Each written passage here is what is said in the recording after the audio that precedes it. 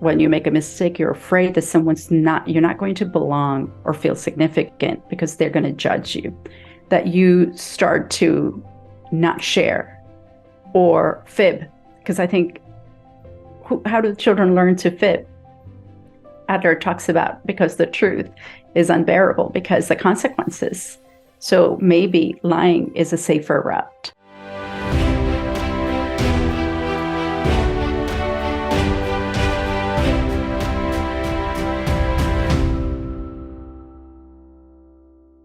I love the idea of family meeting. We do it, but we are not consistent. And yeah, I think every family should actually think about having these kind of meetings where we can have a time when we are appreciating each other's effort. Because I think, especially in our culture, I've seen it. It takes very hard. It's very hard for people to appreciate others' work, and it comes from family. Most often in our culture, I've seen if somebody does nowadays, it has become now people overdo it. Parents overdo it, and earlier it was not done at all. As in appreciation was not given. Why? Because they thought their child will become spoiled. The children were always acknowledged or always pointed at when they made a mistake, but people were always silent when they did something good. And that has, inculcated in the personality in such a way that it's very hard for us to appreciate the other person's work, but it's easy to point out, raise a finger on somebody who's making a mistake. So having these kind of meeting and first, starting from home itself, appreciating each other's effort, it's so important. I love the idea. Thank you for sharing that with us, with everybody here. Absolutely. May I add that family meetings, remember you mentioned sibling rivalry and problems that occur. Yeah. So that's the opportunity at family meeting. We could say, instead of in that moment, let's write it down and we'll discuss it at family meeting. Yeah.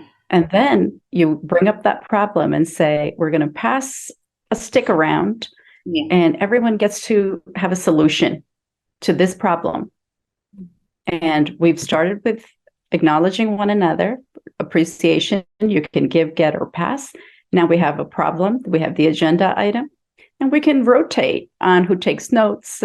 If you have, 11-year-old can definitely take notes or host a meeting, so we're not always in charge. And looking at that problem and looking at all the solutions and asking the person who put the problem to choose a solution they would like to try out. So what are we doing in that moment when the problem occurs? We are not addressing it. They feel hurt. It's going to be discussed. And by the time the problem is, the emotions are definitely not as strong. And when we're creating solution circles like this, what's going to happen? Everyone's learning. The youngest, oldest, even us, we're surprised because we go to that, what's not working. The fear-based parenting is what I say, as growing up, my parents always pointed out all the things that I needed to do better. Mm. And in the effort, what you said, not hoping to get, spoil you, compliments were rare. In my case, my father was very encouraging. He wasn't complimenting, but he was encouraging always. After we made a mistake, he always sat us down.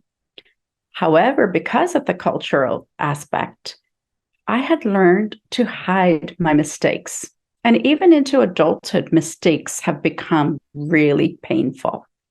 And that happens, as you mentioned, in childhood, because it's always, what can you do better? It's never good enough. The bar always gets raised, and you always feel like you're never going to achieve it. And then when you make a mistake, you're afraid that you're not going to belong or feel significant because they're going to judge you, that you start to not share or fib. Because I think, how do children learn to fib? Adler talks about because the truth is unbearable because the consequences. So maybe lying is a safer route in that moment. And then we punish the children because they've lied. But let's look at the behavior and purpose. Why is it that they had the need to say this or that? So when we look at our children and create that opportunity, this is a bigger piece when you said looking at and both, firm and kind, and mutual respect, looking at, including them into some of these problem solving. I appreciated what you said. I think cultural aspect of it. We want perfection. We want honesty. We want all of those things. And we can develop all those things using some of these lovely methods that are encouraging rather than discouraging. Yeah, absolutely. So it was wonderful. We had a wonderful, set of questions and answers and our insights. I mean, thank you for your beautiful insights.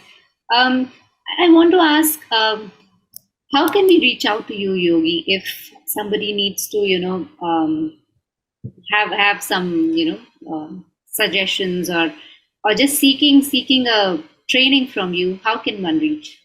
So there is a website this week. I'll be launching a new website next week. So current website is heartfeltparenting.org. And as of next week, we're going to have yogipateltte.com. yogipateltte.com will also have some articles of exactly what we spoke about, some blogs. There are some videos and all of the trainings that I am offering. So heartfeltparenting.org has a variety of trainings for early childhood educators, positive discipline in the classroom, teaching parenting the positive disciplined way, empowering people in the workplace, and much more. There is actually a session that I'm doing in December, and it speaks about creating the life that you want. And it could be your family, finances, love, work, so all aspects. Where are you now? Where do you want to go? And anyone who's taken the training with me in the past can join at no cost, and otherwise is $25 US. And then we will meet twice a year to make sure and help one another, make sure that we're accountable and what the goals were set. Because often we create this New Year goal and then we kind of forget about them.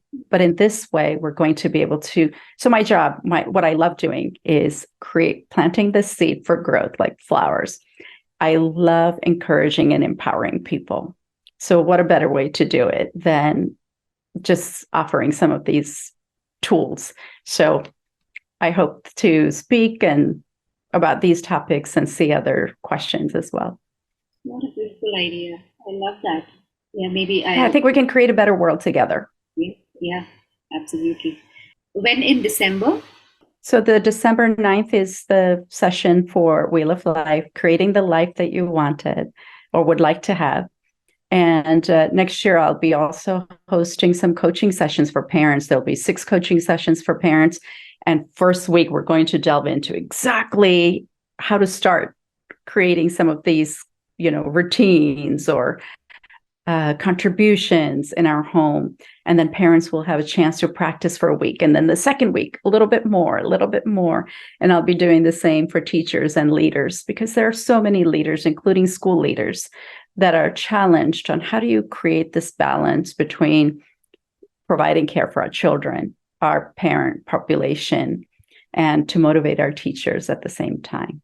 So social emotional learning, so important right now, especially after we've had some breaks due to COVID-19.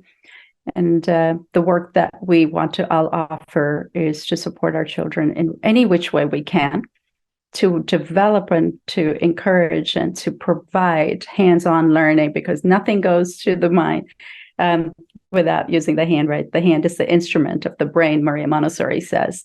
And how do we do that? It's not that easy. Sometimes we speak about it and say, oh, just do this. But there are things that happen in between because children have their own goals and ideas.